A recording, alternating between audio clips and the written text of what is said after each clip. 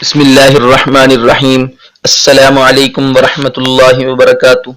दोस्तों, हम 8 टेंसेस पढ़ चुके हैं। इंशाल्लाह आज की क्लास में हम फ्यूचर इंडेफिनेट यानी 9वें नंबर पर जो टेंस है उसको पढ़ने जा रहे हैं। फ्यूचर इंडेफिनेट बहुत आसान है, बहुत आसान।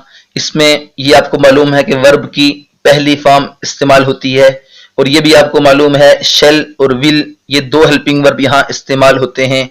उसके बाद आपको यहाँ मालूम है कि उर्दू में इलामत क्या लगेगी, गा गी गे, यानी वो स्कूल जाएगा, वो घर जाएगा, वो खाना खाएगा, वो क्रिकेट खेलेगा, वो चावल पकाएगी। इस तरह टेंस के आखिर में यानी उर्दू के जुमले के आखिर में गा गी गे सिंपल तरीके से आ रहा हो तो ये future indefinite future simple tense होगा।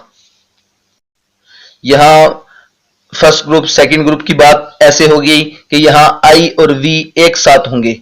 आई और वी इन दोनों के साथ हेल्पिंग वर्ब शल इस्तेमाल होगा, और बाकी तमाम जो हैं you, they, plural, he, she, it, singular, इन तमाम के साथ हेल्पिंग वर्ब विल इस्तेमाल होगा। हेल्पिंग वर्ब विल इस्तेमाल होगा। ये टेंस भी चूंकि काफी छोटा है तो हम इस तरह करते हैं कि हम एक छोटा सा कायदा बयान करते हैं, तो उसके बाद हम सेंटेंसेस की तरफ आते हैं।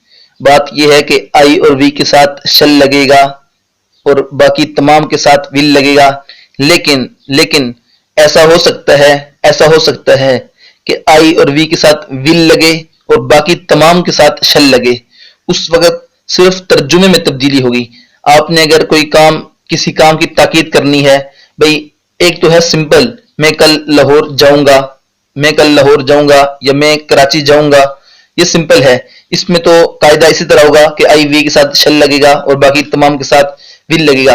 लेकिन अगर मैं कहूं मैं कल जरूर कराची जाऊंगा, मैं कल जरूर लाहौर जाऊंगा, जब जरूर का तर्जुमा आ जाए तो समझो ये ताकीद है, ताकीदी बात कर रहा है। तो इस वक्त हमने क्या करना है, आई और वी के साथ विल इस्तेमाल करना है और बाकी तमाम के साथ हमने शल इस्तेमाल करना है।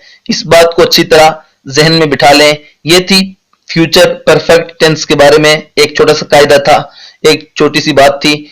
और हम आपको ये बताने जा रहे हैं कि प्रेजेंट इंडेफिनेट जो टेंस था ये फ्यूचर इंडेफिनेट था, तो प्रेजेंट इंडेफिनेट जो पहला टेंस है पहले दिन हमने पढ़ा था उसमें भी इस तरह की बात होगी कि उसमें आपको पता है कि मुस्बत सेंटेंस में क्या होता है कि हेल्पिंग वर्ब इस्तेमाल नहीं होता। लेकिन जब अपने ताकीदन कोई बात करनी हो, मैं जरूर ये काम करता था, मैं जरूर घर जाता हूं, मैं लाजमी तौर पर पानी पीता हूं, मैं लाजमी तौर पर जरूरी तौर पर खाना खाता हूं, तो इन तमाम टेंसेस में जहां जरूर का तर्जुमा होगा, जहां ताकीद का हुक्म आएगा, वहां हमने ऐसा करना है कि स्ट्रक्चर में थोड़ी सी तब्दीली हो जाएगी। वो तब्दीली क्या होगी कि वो स्ट्रक्चर ऐसा हो जाएगा जैसे बाकी टेंसेस का स्ट्रक्चर है, कि उसमें भी वो कायदा खत्म हो जाएगा कि प्रेजेंट इंडेफिनेट के मुस्बत जुमले में हेल्पिंग वर्ब इस्तेमाल नहीं होता, नहीं, बल्कि फिर वहां भी हमने सब्जेक्ट के बाद हेल्पिंग वर्ब को इस्तेमाल करना है। सब्जेक्ट के बाद हेल्पिंग वर्ब को इस्तेमाल करना है, तब ये ताकीद का माना देगा। अगर हेल्पिंग वर्ब हमने ना इस्तेमाल किया तो वो आम माना होगा, मैं खाना खाता हूं, मैं घर जाता हूं, मैं स्कूल जाता हूं। लेकिन अगर ये कहा जाए मैं जरूर स्कूल जाता हूं, तो फिर आपने हेल्पिंग वर्ब को भी पॉजिटिव सेंटेंस में जरूर इस्तेमाल करना है। ये छोटे छोटे दो कायदे थे प्रेजेंट इंडेफिनेट और फ्यूचर इंडेफिनेट के बारे में। आपको मालूम है इन दोनों में वर्ब की फर्स्ट फॉर्म इस्तेमाल होती है। अब हम चलते हैं सेंटेंसेस की तरफ कि फ्यूचर इंडेफिनेट के सेंटेंसेस यानी जुमले कैसे बनेंगे, पॉजिटिव, नेगेटिव, इंटरोगेटिव। पहले मैं आई वी में से सिर्फ आई के बना देता हूं कि मैं पॉजिटिव सेंटेंस होगा मैं लाहौर जाऊंगा, नेगेटिव होगा मैं लाहौर नहीं जाऊंगा, इंटरोगेटिव होगा क्या मैं लाहौर जाऊंगा, और नेगेटिव इंटरोगेटिव होगा क्या मैं लाहौर नहीं जाऊंगा। अब पहला जो सेंटेंस है उसकी इंग्लिश में ट्रांसलेशन कैसे होगी, तो कहेंगे आई शैल गो टू लाहौर। अब शैल इस्तेमाल हुआ क्योंकि आई वी के साथ शेल इस्तेमाल होता है, और गो वर्ब की पहली फॉर्म इस्तेमाल हुई क्योंकि फ्यूचर इंडेफिनिट में वर्ब की पहली फॉर्म इस्तेमाल होती है। तो पॉजिटिव सेंटेंस होगा I shall go to Lahore, और नेगेटिव होगा I shall not go to Lahore, और इंटरोगेटिव होगा shall I go to Lahore, और नेगेटिव इंटरोगेटिव होगा shall I not go to Lahore. और अगर आप टेंस इस तरह सेंटेंस इस तरह इस्तेमाल करना चाहें कि मैं जरूर लाहौर जाऊंगा, तो आप कहेंगे I will go to Lahore, I will not go to Lahore, will I go to Lahore, will I not go to Lahore.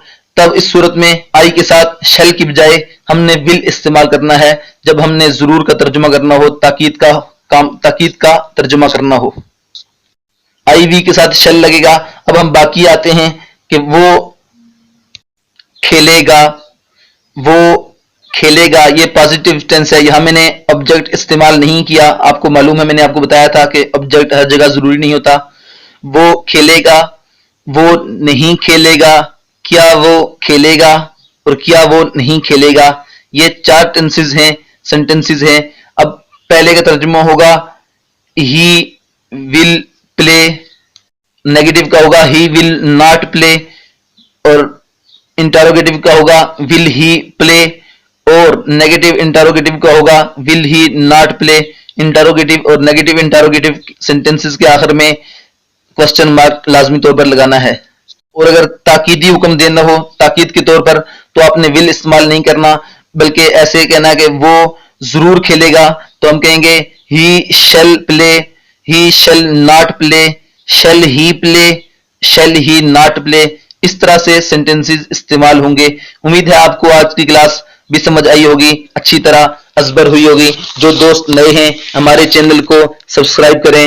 हमारा चैनल आपको अच्छा लगा, हमारी वीडियोस आपको अच्छी लगी तो भी लाइक करें, नहीं अच्छी लगी तो लाइक भी करें और शेयर भी करें। इंशाल्लाह बहुत जल्द मिलते हैं अगली वीडियोस में, तब तक के लिए अल्लाह हाफिज।